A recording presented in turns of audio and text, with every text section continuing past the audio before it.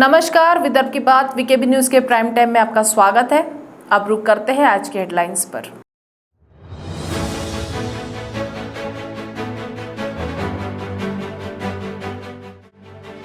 महाराष्ट्र के कोकण और पश्चिम महाराष्ट्र में बाढ़ जैसे हालात, मदद और राहत कार्य हुआ तेज।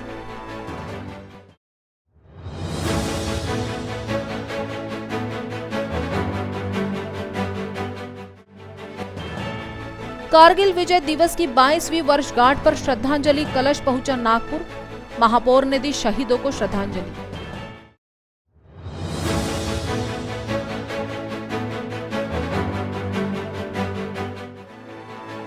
और नागपुर में अपराध का दौर जारी, हत्या का बदला हत्या से लेने की कोशिश, अजनी के कौशल्या नगर में दहशत।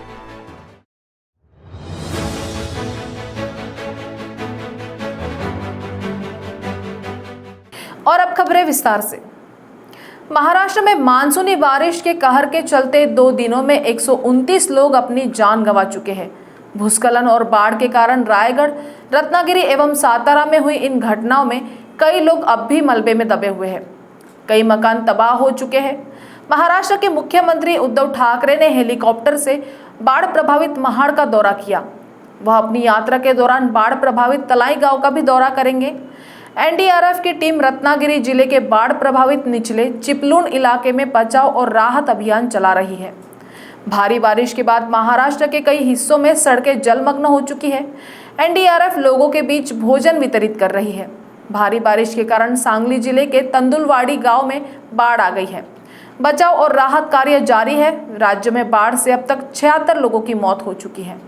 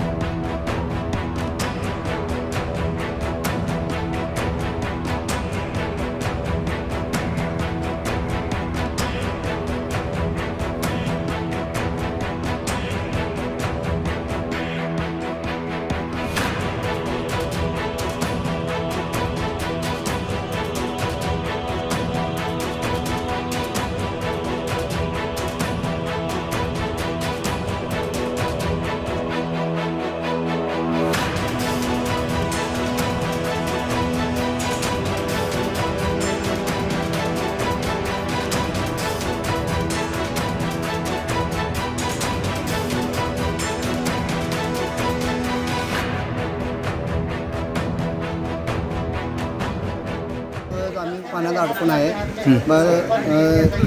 ढोरं बिरं आपली बारकी लहान पोरं ही सगळी अडकून बसलेली आहेत।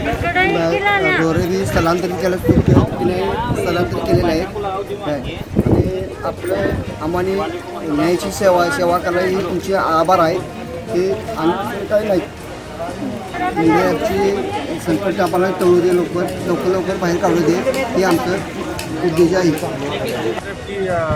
एक कंप्लीट टीम सांगली में आई है। हम लोग भुवनेश्वर से आए हैं, कटक भुवनेश्वर से एयरलिफ्ट होकर इधर आए हैं। नाइट में हम लोग आए इधर और हम लोग जो भी इधर कोई इस प्रकार का कोई डिजास्टर होता है, लोगों को अगर रेस्क्यू की जरूरत होती है तो हमारी टीम रेस्क्यू ऑपरेशन करेंगी और जो भी इंस्ट्रक्शंस लोकल एडमिनिस्ट्रेशन से हमें मिलती है उसके अकॉर्डिंगली हम लोग काम करेंगे। कितनी टीम है और लोग कितने हैं? हमारी एक पूरी टीम है फ्लड रेस्क्यू ऑपरेशन के लिए।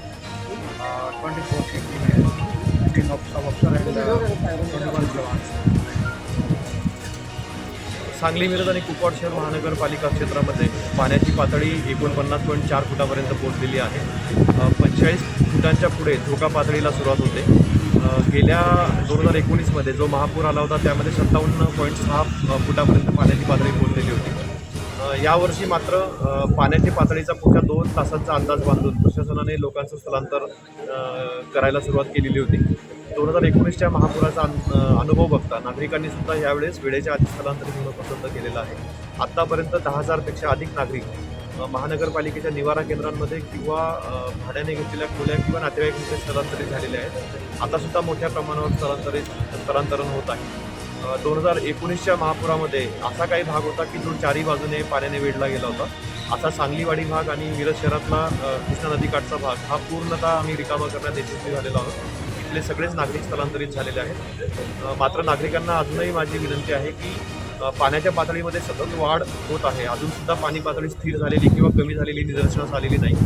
त्यामुळे 52-53 फूट किंवा त्यापेक्षा अधिक पाणी पातळी होऊ शकते असं गृहीत धरून 2019च्या अंदाजाप्रमाणे आपलं घर पाण्याखाली जाण्याच्या आधी नागरिकांनी स्थलांतरित व्हावं. नागरिक जर स्वतः स्थलांतरित झाले तर जीवित आणि वित्तहानी टाळायला मोठ्या प्रमाणात मदत होऊ शकते. एनडीआरएफची टीम आली. NDRFची 3 अधिकारी आणि 21 जवान अशी 24 लोकांची टीम सांगली महानगरपालिका क्षेत्रात दाखल झालेली आहे. जर पुराची पातळी मोठ्या प्रमाणात वाढली तर रेस्क्यू ऑपरेशन्स आणि अन्य कामांसाठी ही टीम महापालिकेला मदत देऊ शकते. निंगनूर ते चिंचवाडी रस्त्यासाठी मी अनेक वेळा येथील जनतेला घेऊन अधिकाऱ्यांना पदाधिकाऱ्यांना बरेच वेळेस निवेदन दिले, परंतु या रस्त्याकडे कोणीच लक्ष दिलं नाही. या अगोदर एक 4-5 महिने अगोदर आम्ही उमरखेड तहसील येथे एक चिंचवाडी येथील सर्व जनतेला घेऊन मी उपोषणसुद्धा केला होता. या उपोषणाची सांगता करण्यासाठी आपल्या विभागाचे आमदार नामदेवराव ससाणे साहेब आले होते. त्यांनी आम्हाला 3 महिन्याच्या आत हा रस्ता करून देऊ असे लेखीसुद्धा त्यांनी लेखी आश्वासन दिले होते, परंतु आज त्या आश्वासनाला बरेच दिवस झाले आणि आश्वासन देऊन आमदार साहेब डबल इकडे फिरलेसुद्धा नाही. त्याचप्रमाणे अनेक अधिकाऱ्यांना पदाधिकाऱ्यांना वारंवार या रस्त्या करण्यासाठी आम्ही निवेदन दिले, परंतु या रस्त्याकडे कोणीच लक्ष दिले नाही. आज या रस्त्याअभावी निंगनूर येथे वाहत्या नाल्यामध्ये आज एक मजुराचा जीव गेलेला आहे. त्याचप्रमाणे या रस्त्याअभावी चिंचवाडी येथील 2-3 महिलांना सुद्धा आपले प्राण गमावावे लागले आहेत. हा रस्ता 1 महिन्याच्या आत न झाल्यास मी पुन्हा चिंचवाडी येथील सर्व जनतेला घेऊन उपविभागीय अधिकारी यांच्या कार्यालयासमोर आमरण उपोषण करणार. मी अंकुश राठोड, माजी उपसरपंच ग्रामपंचायत निंगनूर. सिटीजन सोसाइटी ऑफ इंडिया की ओर से शनिवार को कारगिल विजय दिवस की 22वीं वर्षगांठ पर श्रद्धांजलि कलश दिल्ली जाते हुए नागपुर पहुंचा। ये कलश बैंगलोर से 24 जुलाई को निजामुद्दीन एक्सप्रेस से नागपुर रेलवे स्टेशन पर पहुंचा था। इस दौरान महापौर दयाशंकर तिवारी ने कलश के दर्शन कर पुष्प अर्पित किए और कारगिल में शहीद हुए जवानों को श्रद्धांजलि अर्पित की।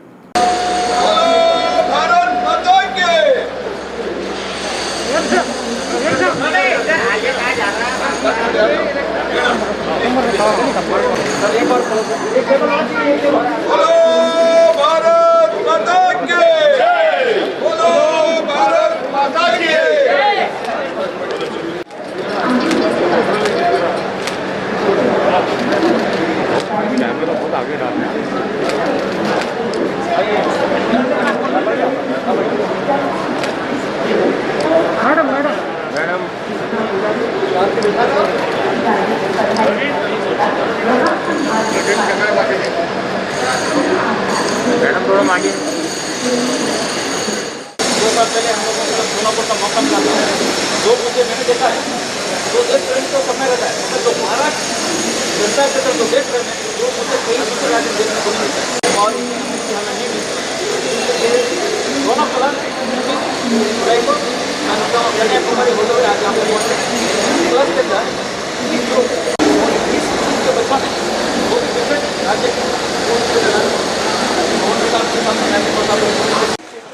कारगिल में एक विपरीत वातावरण में जिस प्रकार से पाकिस्तानी घुसपैठियों को खदेड़ने का काम भारत की सेना ने किया था और बहुत कम समय में विपरीत वातावरण में जब दुश्मन ऊंचाई पर था और हमें नीचे से ऊपर चढ़ के उनसे युद्ध करना था, उस वातावरण में हमारे सैनिकों ने जो जाबांज तरीके से दुश्मन को परास्त किया, वो सचमुच में विश्व के इतिहास में एक नोंद करने वाली बात है।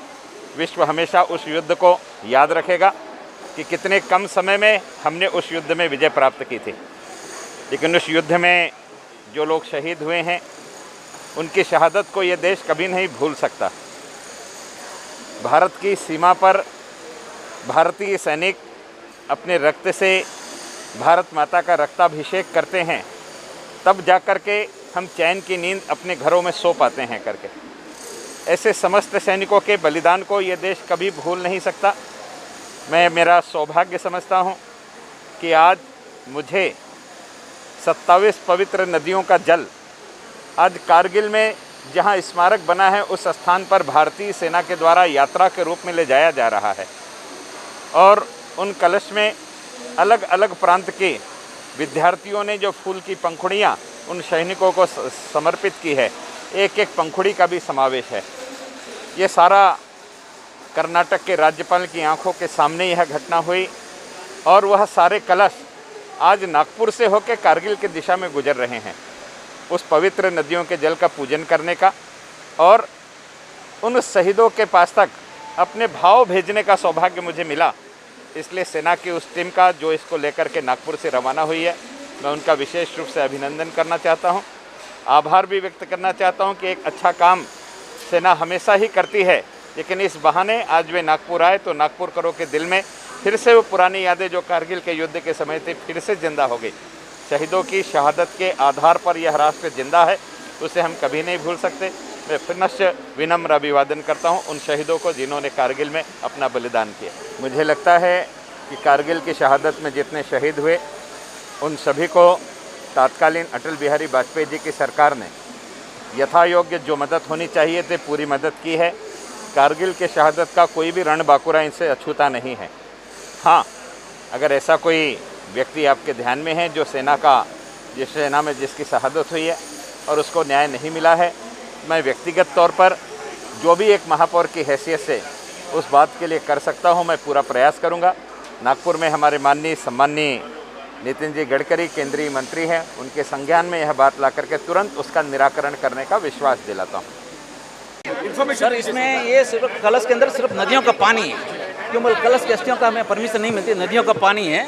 और इसके अंदर जो हमारे कारगिल युद्ध के अंदर जो 542 जी जो हमारे शहीद हुए थे, उनके स्मरण में उनको याद करने के लिए, वो देश भावना बनाने के लिए, बच्चों में देश प्रेम जगाने के लिए और शहीदों को पूरा देश उनके साथ में कहने के लिए ये लेके जाए। सर, यहाँ से 9 डेलीगेशन मेंबर है और हमारी कारगिल की बेटी भी साथ में। जय हिंद। सर, महाराष्ट्र को क्या मैसेज देना चाहते हैं? सर, महाराष्ट्र की जनता को मैं यही मैसेज देता हूँ कि कम से कम एक परिवार से, बड़े परिवार से कम से एक सेना के अंदर जुड़े और देश की सेवा करें। जय हिंद, जय महाराष्ट्र। नागपुर के अजनी के कौशल्या नगर में एक 20 वर्षीय युवक की कुछ आरोपियों ने हत्या कर दी, जिसका बदला लेते हुए 12 घंटे के भीतर ही मृतक युवक के साथीदारों ने शक्तिमान नामक युवक की हत्या करने की कोशिश से बदला लिया, जो गंभीर घायल हो गया, जिससे अजनी परिसर में तनाव का वातावरण बना हुआ है। नागपुर के अजनी पुलिस स्टेशन के तहत 12 घंटे के भीतर 2 हत्या के मामले सामने आए हैं, जहां शुक्रवार को जो हत्या हुई थी उसके साथीदारों ने बदला लेते हुए शक्तिमान नामक युवक को मौत के घाट उतार देने का प्रयास किया गया, जो अस्पताल में भर्ती है, जिसकी हालत शनिवार शाम तक चिंताजनक बताई जा रही थी। वारदात शुक्रवार रात 10:30 बजे हुई। मृतक स्वयंदीप नगराले बताया जा रहा है। उसे रात को कुछ युवकों ने बुलाकर बस्ती में पार्क ऑटो क्रमांक MH49 AR 5428 में बिठाया। उसके बाद स्वयंदीप पर धारदार हथियार से वार किए। उसे गंभीर हालत में मेडिकल अस्पताल पहुंचाया गया, जहां डॉक्टरों ने स्वयंदीप को मृत घोषित कर दिया। वहीं स्वयंदीप की हत्या को 12 घंटे भी नहीं बीते थे कि उसके साथीदारों ने बदला लेते हुए शक्तिमान नामक युवक की हत्या करने का प्रयास किया है, जहां इसे खून का बदला खून से भी बोला जा रहा है। स्थानीय लोगों के अनुसार उनके इलाके में अवैध धंधे चलते हैं। स्वयंदीप अवैध धंधों का विरोध करता था। अजनी पुलिस को कई बार शिकायत होने पर भी कार्रवाई नहीं हुई। बस्ती के CCTV कैमरे में वारदात के बाद कुछ लोगों के भागने के दृश्य शुक्रवार की हत्या के बाद कैद हो गए थे, जबकि शनिवार को इसका बदला लेकर शक्तिमान को जान से मारने की कोशिश की है। पूरी प्रकरण की तपास चल रही है। कल एक हत्या हुई थी, उसमें 3 आरोपी को ताबे में लिया गया था। एक जो फरार आरोपी था, आज उसकी हत्या हुई है। अभी प्रिलिमिनरी जांच चल रही है, उसके बाद अभी तक निष्पन्न नहीं हुआ तपास। अभी बहुत ही प्राथमिक जानकारी मिली है, एक्चुअली क्यों हुआ है, कैसे हुआ है, उसकी डिटेल नहीं है। अभी वो जो जख्मी अभी हॉस्पिटल में है वो क्रिटिकल है, अभी उसकी ट्रीटमेंट चल रही है। हम अभी इसकी पूरी माहिती निकाल। अभी मैं बताया सभी प्राथमिक जानकारी है, तपास होने के बाद आगे। नागपुर शहर के भगवा घर से तहसील पुलिस स्टेशन ने नाकाबंदी के दौरान गांजे की तस्करी करने वाले 3 आरोपियों को गिरफ्तार कर 4 किलो 600 ग्राम गांजा जब्त किया है। तहसील पुलिस स्टेशन से मिली जानकारी के मुताबिक ये कार्रवाई ऑपरेशन ऑल आउट के तर्ज पर की गई है, जहां भगवागर चौक पर नाकाबंदी के दौरान एक ऑटो को रोका गया, जिसकी तलाशी लेने पर उसमें गांजे से भरी थैली मिली है, जिसकी बाजार में कीमत करीब 40,000 बताई जा रही है, जिसमें तहसील पुलिस ने 3 आरोपियों को गिरफ्तार किया है, जिनमें एक नागपुर का तो 2 आरोपी छत्तीसगढ़ के बताए जा रहे हैं। ऑपरेशन ऑल आउट अंतर्गत तहसील में हमने भगवागर और मोहनपुरा चौक में हमारे पूरे अधिकारी कर्मचारी के साथ नाकाबंदी किए।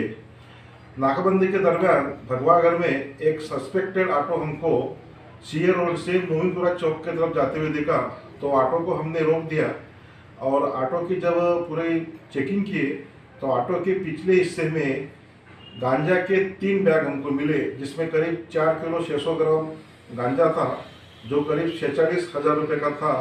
पूछताछ करने के बाद उसमें आरोपी मोहम्मद सुलेमान वर्द मोहम्मद जफर, उम्र 58 साल, मुकाम मोटा ताजबाग PS सक्करदरा।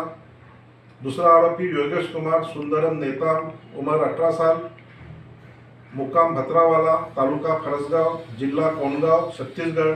और तीसरा आरोपी हबीब मोहम्मद खलील वल्द हबीब खान, उम्र 43, मुक्काम लंजोड़ा, तालुका फरसगांव, जिला कोंडागांव, छत्तीसगढ़ येथे।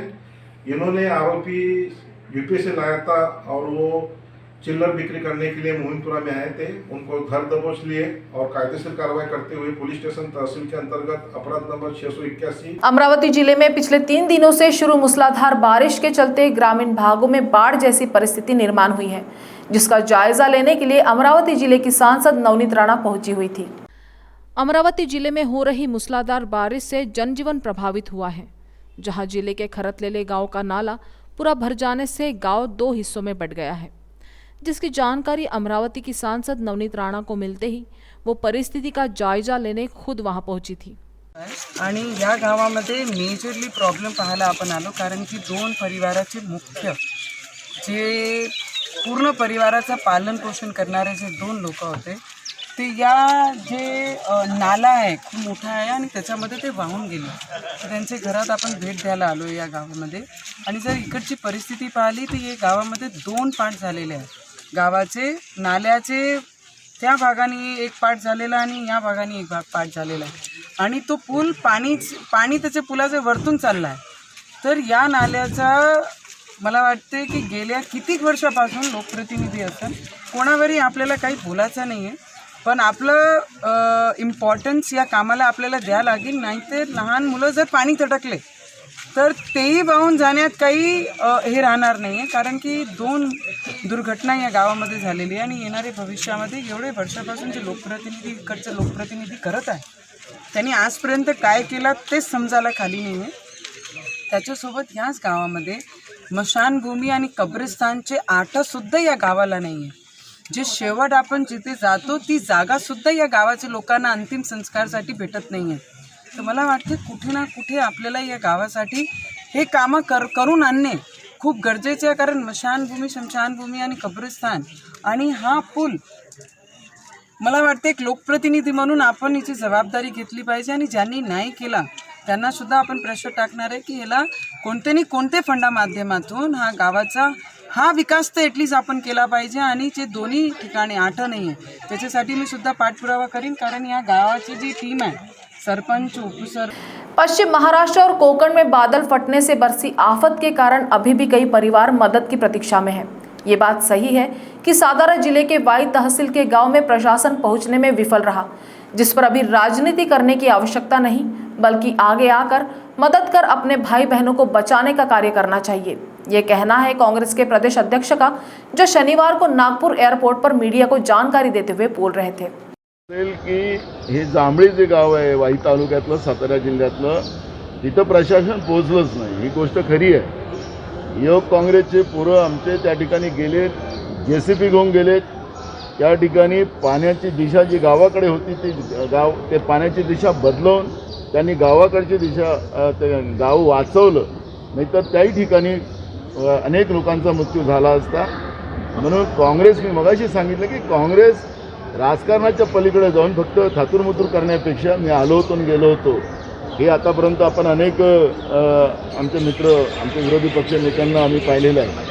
पण आमच्या युवक काँग्रेसने त्या ठिकाणी पुढाकार घेऊन मी त्यांना शाबासकी देऊन आलो. मी त्या रात्री पण तिथंच ओले चिंब ते आमचे युवक काँग्रेसचे पोरं त्या ठिकाणी उभे होते, लोकांची मदत करत होते. हे मी माझ्या डोळ्यांनी पाहून आलेलो. त्यामुळे काँग्रेस हे लोकांसाठी आहे, लोककल्याणासाठी आहे, ही भूमिका त्याच्यात पुढे आहे. हे तुम्ही म्हणताय की पोचले वगैरे सगळं ठीक आहे, पण 2005ची जी घटना आहे रायगडमध्ये महाडमध्येच झालेल्या होत्या सगळ्या दरड कोसळण्याच्या माईंची घटना आहे. वारंवार या घटना होतात, कुठेतरी सर्वेक्षण होतं पण त्याच्या पुढे काय कारवाई नाही होत. खास करून माईंची घटनेची परत एकदा आठवण. दोन गोष्टी आहेत मी तुम्हाला मगापासून सांगतो. जिथं ढगफुटी होते आणि निसर्गाशी छेडखानी होते, कारण की ही जी सगळ्या पहाडी भागामध्ये ह्या सगळ्या घटना होतात, मोठ्या प्रमाणात वृक्षातोड, मोठ्या प्रमाणात उत्खनन हाही त्या ठिकाणचा एक भाग ठरतो. आणि म्हणून आता सरकारला या सगळ्या मालिन्य असो की आता सातारा जिल्ह्यात झालेल्या या घटना असोत, या सगळ्या घटनेकडे दुर्लक्ष करता येत नाही. निश्चितपणे जे पहाडी भाग आहेत त्याचं उत्खनन किती केलं पाहिजे, तिथं झाडं कशी जोपासली गेली पाहिजेत, याची पॉलिसी आता सरकारला करायची वेळ आहे. ही बरोबर आहे तुमचं म्हणणं. निश्चितपणे एक धोरण या ठिकाणी ठरलं पाहिजे. मुंबई में लोकल सेवा शुरू करके जिन व्यक्तियों के कोरोना के 2 डोज पूरे हुए उनको रेलवे में सफर करने की अनुमति दी जाए, इस मांग को लेकर उत्तर मुंबई में भाजपा द्वारा प्रदर्शन किया गया. बोरिवली विधानसभेचे सर्व पदाधिकारी मागे बाबासिंग आहेत, त्यांच्याशी संपर्क साधून शरद सरकार उभे आहेत. त्या ठिकाणी आपण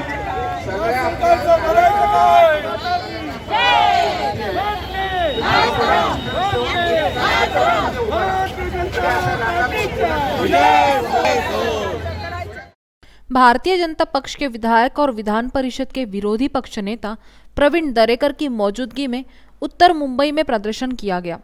इस दौरान प्रवीण दरेकर ने मांग की कि कोरोना के कारण पहले ही आम लोगों की कमर टूट गई है, जिसे देखते हुए जिन लोगों के कोरोना के 2 टीके पूरे हो गए हैं उन्हें रेलवे यानी लोकल में सफ़र करने की अनुमति राज्य सरकार द्वारा दी जाए.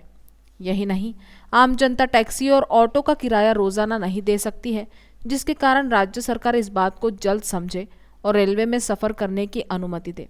ऐसी मांग प्रवीण दरेकर ने की. हमारी सीधी सादी मांग है, जिनके 2 लसीकरण के डोज हुए हैं उनको रेलवे से प्रवास करने की मुभा दें, क्योंकि आर्थिक दृष्टिया आज ये सर्वसामान्य आदमी प्रवासी बेजार हो गया है, क्योंकि जॉब पे नहीं जा सकता है, काम धंधा बंद है. बस से जाना तो 3 घंटा लगता है, टैक्सी करेगा तो 500 से 700-800 रुपये लगता है, तो कहाँ से लाएगा. अगर लसीकरण हुआ है तो उनको अलाउड करने की ज़रूरत है ना, नियोजन करो प्रॉपर. यही हमारी सीधी सादी मांग है, इसलिए भारतीय जनता पार्टी ने आंदोलन खड़ा किया. वक्त हो चला है एक ब्रेक का, मिलते हैं एक छोटे से ब्रेक के बाद. बाय. सब जानना चाहते हैं मेरा फेवरेट कलर, मेरा फेवरेट डेस्टिनेशन, मेरी फेवरेट डिश, पर कोई ये नहीं पूछता कि फेवरेट डिश मैं बनाती कैसे हूँ. अरे यार, जिसे टेस्टी खाना पसंद है वो अच्छे टेस्ट तक पहुँच ही जाता है. सुरुचि मसाले, खाने में हो रुचि तो घर लाइए सुरुचि. अपने सपनों की उड़ान भरने की इच्छा तो हर किसी की होती है, पर पंख भी तो मजबूत होने चाहिए, जो देता है flywheel aviation academy. Flywheel aviation academy एक ऐसा इंस्टीट्यूट है जहां पर एयरलाइंस एंड एयरपोर्ट हॉस्पिटैलिटी और टूरिज्म मैनेजमेंट, साथ ही यहां campus interview, guidance by industry expert, practical training at airport, expert faculty, personal grooming जैसे कई सारे बेनिफिट्स आप पा सकते हैं. Flywheel aviation academy, 1 degree, 3 job opportunities. Flywheel Aviation Academy gives you a degree or diploma with a job. Flywheel Aviation Academy, 365 Gandhinagar, LAD College Square, beside Karnataka bank Nagpur. Break के बाद आपका स्वागत है. मुंबई पुलिस ने नाबालिग लड़की से सामूहिक दुष्कर्म और अपहरण के मामले में 3 आरोपियों को गिरफ्तार किया है. मुंबई के दहिसर पूर्व की रहने वाली नाबालिग लड़की को डरा धमका कर 2 साल से सामूहिक दुष्कर्म करने वाले 3 लोगों को गिरफ्तार कर लिया गया है. आरोपी नाबालिग लड़की का अपहरण कर बैंगलोर ले जा रहे थे. ये बात जब लड़की की मां को पता चली तो उसने दहिसर पुलिस स्टेशन में मामला दर्ज कराया. दहिसर पुलिस ने जांच पड़ताल शुरू की, जिसमें लड़की के मोबाइल का लोकेशन खपोली के टोल नाका के पास ट्रेस हुआ. पुलिस टीम ने नाबालिग लड़की को अपने हिरासत में ले लिया। पुलिस ने जब लड़की का मेडिकल कराया तो चौंकाने वाली जानकारी सामने आई कि लड़की 6 महीने की गर्भवती है। पूछताछ में लड़की ने दुष्कर्म की वारदात में 3 लोगों के शामिल होने की बात कही। पुलिस ने आरोपी राम सबत चौहान को दहीसर से और मुकुंदन अय्यर को बैंगलोर से गिरफ्तार किया है, जबकि आरोपी विशाल डिंगा लड़की को भगाकर ले जाते समय खोपोली से पकड़ा गया था। तारीख 19/7/2021 को एक महिला ने अपना एक पुलिस ने आके कंप्लेंट दिया कि उनकी 17.5 साल की नाबालिग लड़की खो गई है। उसके मुताबिक तुरंत पुलिस स्टेशन में केस रजिस्टर कर दिया है। उसके बाद वो लड़की का मोबाइल नंबर पे सीडीआर निकाल के वो लड़की का कहाँ गई है, किधर गई है, वो कहाँ, तो पता चला कि वो अपने बॉयफ्रेंड के साथ, बॉयफ्रेंड वो बेंगलोर में रहता था, तो उसके वहाँ गई है एक आदमी को लेके इधर से उनके मदद करने के लिए। तो उसको तुरंत हमारे गुने अन्वेषण के टीम API टोटावर और टीम तो तुरंत रवाना करके उधर अपना खपोली से बस चलते बस से VRL ट्रैवल्स के बस से उसको ताबे में ले लिया। ताबे में लेने के बाद चौकी में आके उनको इंक्वायरी किया तो लड़की ने बताया है कि उनका बॉयफ्रेंड जो है पहले 2 साल से उनका संबंध चल रहा है, तो वो बेंगलोर में था, उनके लिए वो जा रहे थे घर से भाग के। और लड़की ने डिटेल बताया है कि और एक आदमी ने उसके साथ संबंध रखा है, ज़बरदस्ती किया है, उसका भी नाम लिया, तो उसको भी पकड़ के लेके आए, वो केस में उसको बंद किया है। हाँ, दो इसमें में 2 जो मुजरिम हैं उनके दहशत से भी हमने अटक किया है। और दूसरा ये जो था उनका जो बॉयफ्रेंड था वो बेंगलोर में हमारे टोटावर साहब के टीम और पतक गए और उनको ताबे में लेके इधर आए। इंक्वायरी के बाद उसका सबक होने के बाद उनको अरेस्ट किया है, नया कोर्ट में उनको पेश किया है। कोर्ट का तारीख है 26 तारीख है और ज़्यादा इंक्वायरी चल रही है। Pharmacy, CT scan, sonography, x-ray, dialysis आदि मेडिकल उपकरण लगाकर देने का झांसा देकर 1,34,50,000 रुपए की धोखाधड़ी का मामला 5 पौली थाने में दर्ज किया गया। आरोपियों में म्हाड़ा कॉलोनी निवासी डॉक्टर राजेश तुलसीराम बघे, उनकी पत्नी रश्मि राजेश बघे, जागृत नगर निवासी सतीश कालिदास मेश्राम, वैशाली नगर निवासी योगेश पंढरीनाथ खंडारे, कपिल नगर निवासी योगीराज रुस्तमजी वाघमारे और मिसाल लेआउट निवासी अविनाश वासुदेव खोबरागढ़े बताया गया। सभी 10 नंबर पुलिया स्थित विनस अस्पताल के संचालक है। Pharmacy, CT scan, sonography, x-ray, dialysis आदि मेडिकल उपकरण लगाकर देने का झांसा देकर 1,34,50,000 रुपए की धोखाधड़ी का मामला पांचपावली थाने में दर्ज किया गया। सूत्रों से मिली जानकारी के मुताबिक एम्प्रेस मिल हाउसिंग सोसाइटी निवासी प्रफुल्ल भाऊराव जी वहादुड़े की सेंट्रल स्कैन नाम की कंपनी है। आरोपियों ने उन्हें बताया कि वे लोग NGP एग्रो बिल्ड कंपनी के संचालक हैं। उन्हें pharmacy, CT scan, sonography, x-ray, dialysis आदि मेडिकल उपकरण लगाने के लिए फाइनेंस की ज़रूरत है। उन्होंने 2.5 करोड़ रुपए की मांग की। कुछ दिनों की चर्चा के बाद दोनों ने अपनी अपनी कंपनियों के बीच एक लीज एग्रीमेंट बनाया गया। इसके तहत आरोपियों द्वारा 2.5 करोड़ रुपए के एवज में वे बहादुड़े को 2.5% मासिक ब्याज के आधार पर हर महीने 4.5 लाख रुपए का भुगतान करेंगे, लेकिन इससे अधिक का व्यापार होने पर कुल लाभ का 50-50 शेयर किया जाएगा। आरोपियों के झांसे में आकर बहादुड़े ने 2.5 करोड़ रुपए दे दिए। उन्होंने इसके लिए अपने पार्टनर सौरव मेश्राम और विलास नितनौरे को भी साथ लिया, लेकिन रकम मिलते ही आरोपियों ने केवल सिटी स्कैन और एक्सरे मशीन ही लगाई, जबकि फार्मेसी और सोनोग्राफी मशीन लगाकर नहीं दी। इमामबाड़ा थाने के तहत इंदिरा नगर जाट तरोड़ी में दिन दहाड़े तलवारों से लैस गुंडों की टोली ने जमकर आतंक मचाया। ये वारदात गुरुवार दोपहर 3:30 बजे की बताई जा रही है, जिसमें आरोपियों के खिलाफ मामला दर्ज किया गया है। शहर के इमामबाड़ा पुलिस स्टेशन के तहत आने वाले इंदिरा नगर जाट तरोड़ी परिसर में कुछ आपराधिक प्रवृत्ति के लोगों ने आतंक मचाने की कोशिश की है, जिससे परिसर में डर का माहौल है। आरोपियों में रामबाग निवासी नीलेश उर्फ नाना विनोद मेश्राम, करण कैलाश शंभरकर, भोला और उनके 3 नाबालिग साथियों का समावेश है। पहले आरोपियों ने तलवार से जाट तरोड़ी गली नंबर 3 निवासी नीलेश कामले के घर के दरवाजे पर हमला कर पर्दा काट दिया। इसके बाद पिंटू कामले के घर के सामने खड़ी गाड़ियों से तलवार मारकर नीचे गिरा दिया। वाहनों की तोड़फोड़ कर फरियादी नीलेश वाल्दे के घर घुस आए, वाल्दे के साथ मारपीट की और उसे जान से मारने की धमकी देने लगे। किसी तरह वालदे घर के पिछले दरवाजे से भाग निकले। इसके बाद भी आरोपी बस्ती में काफ़ी देर हंगामा मचाने के बाद गए।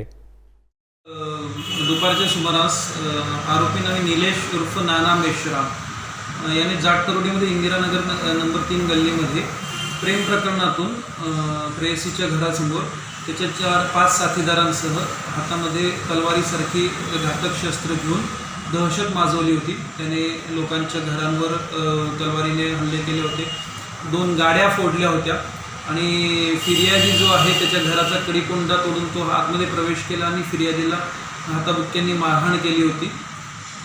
फिर्यादी मागच्या दाराने पळत तत्काळ पोलीस स्टेशनला आला। जशी आपल्याला माहिती मिळाली मी स्वतः आणि डीबी स्टाफ त्या ठिकाणी पोहोचलो।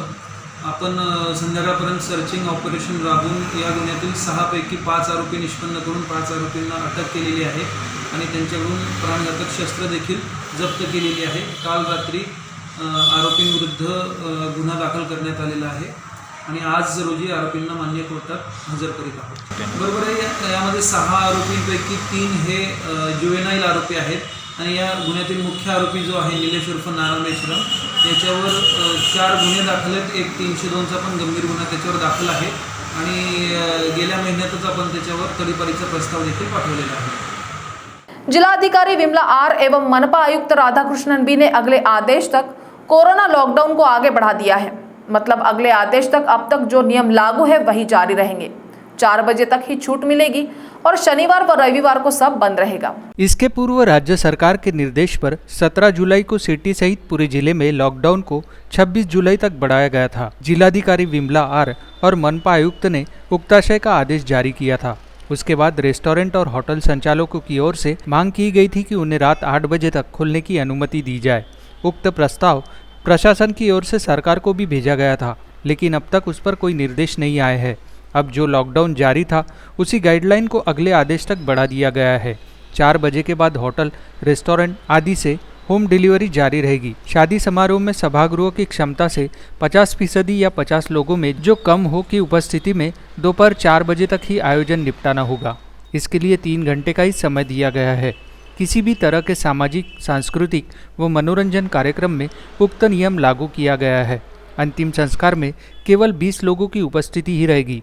निर्माण कार्यों में भी मजदूरों को 4 बजे छुट्टी देनी होगी। किसानों को भी 4 बजे तक ही कार्य करने की छूट दी गई है, वे लेकिन सारे दिन काम कर सकते हैं। महाराष्ट्र के ऊर्जा मंत्री एवं नागपुर के पालक मंत्री डॉक्टर नितिन राउत ने व्यापारियों की समस्याओं पर चर्चा करने हेतु नाग विदर्भ चेंबर के सभागृह में व्यापारियों को सदिच्छा भेंट दी। इस दौरान नागपुर के पालक मंत्री नितिन राउत के हस्ते चेंबर द्वारा बनाई गई व्यापारियों के व्यावसायिक व पारिवारिक जानकारी के संकलन करने वाली पुस्तिका what my family should know का उद्घाटन किया। Nag Vidarbha chamber of commerce के अध्यक्ष श्री अश्विन मेहाड़िया ने शॉल, श्रीफल व पुष्पगुच्छ देकर पालक मंत्री नितिन राउत का स्वागत किया तथा नागपुर में बाजार शुरू रखने के सीमित समय के कारण व्यापारियों को व्यापार करने में हो रही परेशानियों से अवगत कराते हुए प्रतिवेदन देकर कहा कि गत वर्ष से बार बार लॉकडाउन का सामना करने के कारण नागपुर का व्यापार वेंटिलेटर पर आ गया है। सरकार ने लेवल 1 होने के बाद भी नागपुर जिले में लेवल 3 के प्रतिबंध लगाए हुए हैं। विदर्भ की अर्थव्यवस्था को गति देने एवं नागपुर के व्यापार को पुनः जीवन देने के लिए राज्य सरकार ने व्यापारियों के हित में जल्द ही सकारात्मक निर्णय नहीं लिया तो नागपुर व विदर्भ का व्यापार आर्थिक संकट में फंसकर बंद होने के कगार पर आ जाएगा। छोटे व मझोले व्यापारियों का व्यापार बंद होने से उनसे जुड़े हुए लाखों दैनिक मजदूर व कर्मचारियों पर भूखे मरने की नौबत आ जाएगी। अश्विन मेहाड़िया ने नितिन राउत से निवेदन करते हुए कहा, हमें भी स्वयं अपने परिवार एवं कर्मचारियों के स्वास्थ्य की चिंता है। व्यापारी आज तक कोविड के सभी दिशा निर्देशों का पालन करते हुए व्यापार करते आया है और आगे भी कोरोना महामारी के संक्रमण को फैलने से रोकने में शासन प्रशासन को पूर्ण सहयोग करेगा। किंतु सरकार ने भी अब व्यापारियों की बढ़ती आर्थिक परेशानियों का गंभीरता से विचार करते हुए नागपुर में सभी बाजारों में व्यापारी समुदाय को नियमित व्यापार करने की अनुमति देना चाहिए अथवा बाजारों को सप्ताह में 6 दिन रात 8 बजे तक व्यापार करने की अनुमति देनी चाहिए ताकि व्यापारी नियमित आर्थिक गतिविधियां करते हुए अपने व्यापार को आर्थिक संकट से बाहर निकालने के साथ साथ देश की अर्थव्यवस्था को गति दे सके। नागपुर में शनिवार 24 जुलाई को 21 मरीज कोरोना मुक्त हुए हैं, जहां आज एक भी मौत नहीं हुई, जो नागपुर वासियों के लिए राहत की बात है। वहीं आज 6,800 लोगों की कोरोना जांच की गई, जिनमें 9 लोग पॉजिटिव पाए गए हैं। तो प्राइम टाइम में आज इतना ही। आपसे कल फिर मुलाकात होगी, तब तक बने रहिए वीकेबी न्यूज के साथ। नमस्कार।